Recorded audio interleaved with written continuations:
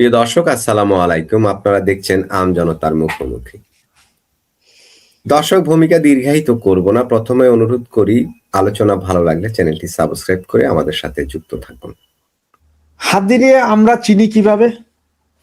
যে হাদির সবচেয়ে ভাইরাল হাদি যেদিন বলে যে মানে যে গালাগালি করে আছে সহমত ছিঁড়া ফেলাবো এগুলো বইলা, ওই হিসাবে সে ট্রল হইতে হাদিরে কিন্তু খুব বেশি মানুষ চিনে গেছে, বাচ্চা থেকে বুড়া সবাই চিনে ওইটারে। এই ছেলেটার এই জিনিসটা যদি, এবং সে খুব হাইলি, খুব ভোকালি, খুব উচ্চ ইয়েতে সে কথা বলতে পারে, ভালো বক্তব্য দিতে পারে, এটা উজ্জীবিত করতে পারে কর্মীদেরকে। এই ছেলেটার গালাগালি বা খারাপ ভাষাটা যদি বাদ দেন, বাকি অংশটা যদি এই ছেলেটার চিন্তা করেন, সে কিন্তু অনেকগুলো যুক্তিযুক্ত কথা বলছে। কিন্তু তার বিভিন্ন বক্তৃতা শুনে দেখেন, দারুণ মেধা আছে। তার একটা কথা যেমন মারা গেছে, সে মারা গেছে, আল্লাহ বেহেশত নসিব করুক তারে। কারণ হচ্ছে আমি যদি মুসলমান হই তাহলে আমার একটা জিনিস বিশ্বাস রাখতে হবে, হায়াত মৌতের মালিক যেমন আল্লাহ, এবং যে হত্যা করে মানে তার তো হত্যা করা হয়েছে, সুতরাং ও হয়তো বেহেশতেই যাবে, কারণ ওর তো এই সময় যাওয়ার কথা ছিল না। এরপরে বলো যে আল্লাহর ইশারাই হয়েছে, ওকে। কিন্তু সে অনেক ভালো কথা, সে একটা কথা বলতো সবসময় যে আমি মইরা যাব জানি, বা আমার মাইরা ফেলাবে, আমাকে হত্যা করা হবে, যাই হবে হবে, কিন্তু আমি চাই যদি আমার মৃত্যু হয় আমার হত্যাকারীর যাতে বিচার হয়। তার কথাটা কিন্তু এটা ছিল সবসময়, কথাটা কিন্তু খুব খারাপ বলে নাই। সে বলতে জ্বালাও পোড়াও কেন করুম, আমরা বিচার করুম ধৈরা ধৈরা, কথাগুলো কিন্তু সে খারাপ বলে নাই। সে কিন্তু ভালো কথা, ধৈরা বিচার করো না, মাইরা ফেলাবো কেন আমরা, আমাদের তো সেই ক্ষমতা নাই। এই ছিল হাদির বক্তব্য। এখন জুলকারনাইন সাহেব উনি যে কথাটা বলছেন, দেখেন ওনার কাছে বিভিন্ন রিপোর্ট থাকে। এখন রিপোর্টগুলো কি উনি পায় নাকি আমাদের গোয়েন্দা সংস্থা পাঠায় সেটা জানি না, উনি কোন সেক্টরে হয়ে কাজ করতেছেন সেটাও জানি না, কিন্তু উনি যা বলেন তার 50 থেকে 60% কিন্তু ঘটে যায়, কাহিনী ঘটে। এটা আমরাও গত 2-3 যাবৎ বুঝতে পারতেছিলাম যে এইখানে কিছু একটা হবে, কিছু একটা হবে, কিছু একটা হইতে পারে। জুলকারনাইন সাহেব যখন এই বিবৃতিটা দেন, ঠিক তার ঘন্টা 2 আগে ইউএস এম্বাসি একটা বিবৃতি দিছে। সেই বিবৃতিটা কি, সে উচ্ছৃঙ্খলতা হইতে পারে, যার কারণে ইউএস এর লোকজন তাদেরকে বলছে যে নিরাপদ দূরত্বে থাকতে, যে কোনো ঘটনা ঘটতে পারে এইটা। তার মানে ইউএস গোয়েন্দা রিপোর্ট আছে, আমাদের এনএসআই ডিজিএফ এর কাছে এই রিপোর্ট আছে, যে রিপোর্টের হয়তো কিয়াদাংশ জুলকারনাইন সাহেব জানে। এমন এখন হচ্ছে যে উনি যা লেখছে এইটার আরো ফল পাবে না। তো আজকে রাতে কি হয়, আগামীকাল জুমার নাম এই জোহরের নামাজের পর পর্যন্ত কি বের হয়, কোন দেশ থেকে কোন নেতায় আবার এটার বক্তৃতা দেয়, এটা কিন্তু বিষয় আছে। অলরেডি ফ্রান্সের এক ব্লগার পিনাকি, তিনি অলরেডি নেপালে পৌঁছে গেছেন। আগামীকাল সকাল 8টায় উনি নেপাল নামবেন, ফ্রান্স থেকে অলরেডি ফ্লাই করেছে, নেপাল নামবেন আগামীকাল। এই নিউজও আমাদের কাছে আছে।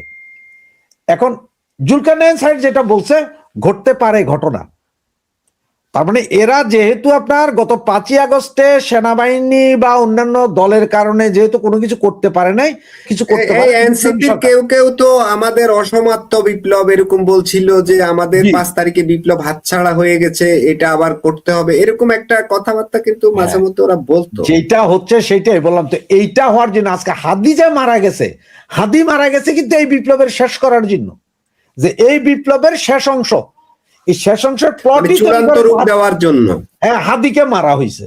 যদি কালকে ওরা সফল না হয় তাহলে 29 তারিখের ভিতরে আর 2-1টা মরে যাবে, দেখবেন। এইটার শেষ ওরা করে ছাড়বে। আর এইটা আসলে এখন বলেন আপনি এনসিপি বলেন না, রাশেদ হায়দার ভাই, আগামীকালকে ভয়ঙ্কর কিছু ঘটনা ঘটে যাওয়ার কি কোনো আইন শৃঙ্খলার চরম অবনতি হবে এরকম কথা তো জুলকারনাইন সাহেব বলছে যে সারা দেশ থেকে নাকি সারা দেশ থেকে আসবে না, উনি তো বলছেন আসবে, অলরেডি আসা শুরু হয়েছে, অলরেডি আসা শুরু হয়েছে। এই যে আপনার আমি একটা কথা বলি, চট্টগ্রাম থেকে অলরেডি ঢাকা মেইল যেটা ছাড়া হয়েছে 10টায়, সেই ট্রেন নাকি ফুল আপ, টোটাল ফুল, মানে এটা ওভারলোড ট্রেন ছাড়া হয়েছে, সব আসতেছে। এবং যারা যাচ্ছে কালকে আসলেই কিছু একটা ঘটার চরম সম্ভাবনা আছে। কারণ এই জানা যায় অনেক, আপনি সিঙ্গাপুরে দেখেন সিঙ্গাপুরের মতো একটা দেশে হাদির জানাজার জন্য কতগুলো লোক গেছে খেয়াল করছেন কিনা জানি না, অনেক লোক হয়েছে তার জানাজায়। কালকের জানাজায় সারা বাংলাদেশ থেকে লোকজন আনা হবে। এত লোককে আইন শৃঙ্খলা রক্ষাকারী বাহিনী ট্যাকেল দিতে পারবে কিনা সেটা হচ্ছে সবচেয়ে বড় কথা। আর কোনোভাবে যদি 50-60 হাজার বা 1 লাখ লোক জড়ো হয়ে যায় এবং সেখানে যদি কোনো একটা অকারেন্স ঘটে, এইটা ট্যাকেল দেওয়ার ক্ষমতা তো বাংলাদেশ পুলিশের নেই। এবং সেনাবাহিনীর এখন যে অবস্থা, তারাও আমাদের এরা তো 200-500 লোককে ট্যাকেল দিতে পারে না। এই যে গতকাল রাত্রেই তো আমরা দেখলাম ওরা তো পারে না। তাদের এখানে লাখ লাখ মানুষ আসলে ওরা কিভাবে ট্যাকেল দিবে? এটা তো একেবারে ইম্পসিবল হয়ে ভয় আছে যে বাবা কারে ট্যাকেল দিব, কারো মানা করতে গেলে হে পরে কইব যে ঝুলাই দিবে। এবং এমনও হইতে পারে, গতকালকে রাতে যেটা আমরা বলতেছিলাম যে এরা যেভাবে মানে অ্যাগ্রেসিভের চেষ্টা করতেছিল যে 2-1টা পুলিশে আবার মাইরা ঝুলাই দেওয়া যায় কিনা, তাইলে কাম গতকাল রাতে করতে, সেটা হয় না।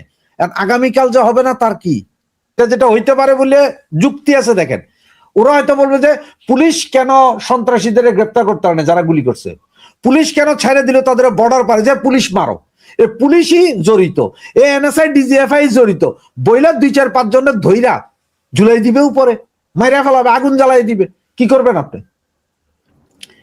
রাশেদ হায়দার, আমি ওটা বলি না, আমি বলছি বাংলাদেশের কোন মিডিয়াতে এই ধরনের খবর দেখি নাই যে এই ধরনের লোক ঢাকাতে জড়ো করা হচ্ছে। বাট জুলকারনাইন সাহের আল জাজিরার প্রবাসী সাংবাদিক, উনি ফেসবুকে একটা স্ট্যাটাস দিয়েছেন, সেই সূত্রেই তো আমরা আলোচনাটা করছি যে তার কাছে তো অনেক কেন বুঝেন না, আপনি কেন বুঝেন না? গতকাল ভোরবেলা থেকে, গত পরশুদিন থেকে সমস্ত ইউটিউবার বলতেছিল যে হাদি মারা গেছে, পরশুদিন থেকে, বুধবার থেকে, কিন্তু এটা সরকার ডিক্লেয়ার করে নাই। গতকাল রাতের ঠিক 8টা 40 মিনিটে সরকার ডিক্লেয়ার করলেন হাদি মারা গেছে। গতকাল সকাল থেকেই বহু ইউটিউব আলারা বলতেছিল যে বিভিন্ন জায়গা থেকে ঢাকার দিকে লোকজনরে উস্কানো হইতেছে, বিভিন্ন শহরে কোন একটা অকারেন্স ঘটতে পারে, হাদি মারা গেলে অকারেন্স ঘটবে, এগুলো তো বিভিন্ন ইউটিউবরা বলতেছিলই। কোন পত্রিকা থেকে এটা দিছিল? আসলে কেউ তো দেয়নি, কিন্তু অকারেন্স তো হইল। পত্রিকা আলাদের অবস্থা, বাংলা সিনেমা আগে দেখতাম ওই যে কোনো ঘটনা ঘটে যাওয়ার 20 মিনিট পরে পুলিশ আসিয়া হাজির হয়, আমাদের পত্রিকা আলারা জানার পরও কেউ মুখ খোলে না, কারণ মবের ভয়ে। ভাই, কার পত্রিকা অফিস আবার কখন জ্বালাই দেয়, তার সে ভাই চুপ থাক, গইটা গেলে আমরা ক্যামেরা নিয়ে যাই, দেখাবো যে হ্যাঁ এই ঘটছে। আবার কালকের কিছু কিছু পত্রিকার সাংবাদিককে বলা হচ্ছে যে তোমরা ভিডিও করতে পারবে না, মানে যদি আমাদের ছবি দেখে আবার কেউ অ্যারেস্ট করে বা কেউ মারে, কারণ এগুলোর তো ইন্ডেমনিটি এখন দিবে কিনা সরকার সেটা নিয়ে শঙ্কিত পোলাপাইন। সাংবাদিকদের বলতেছে যে তোমরা এখানে কাউ মব বলতে পারবে না, বলতে হবে জনগণ, জনতার ধাওয়া, এগুলো তো ভিডিও আছে। তো ভাই কোন পত্রিকা কার এত দরদ পড়ছে যে আপনারা এই নিউজ বাইর করে দিবে?